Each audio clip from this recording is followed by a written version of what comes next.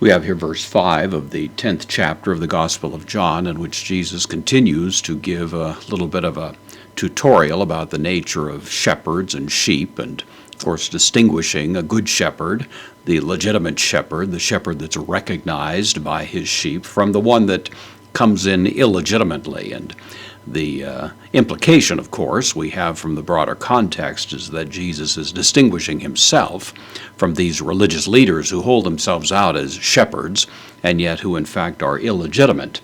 And so we find that he continues his discussion of this when he speaks of these who are the others. We have the word here, allotrio. This is from allotrios.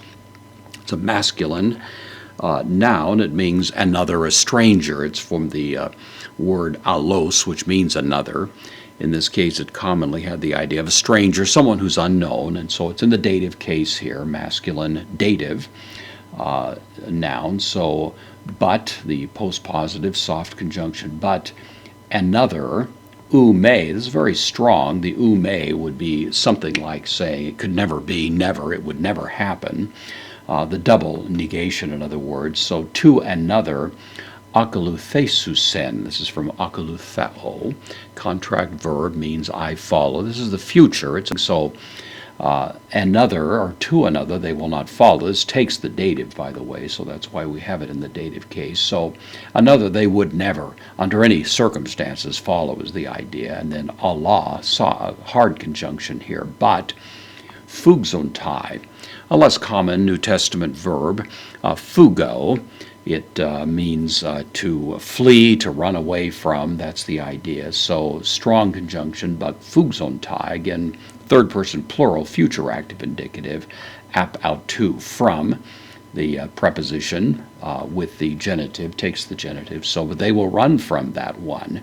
Hoti, because uk oidasen, from edo, it means to see. It also generally means, however, to know.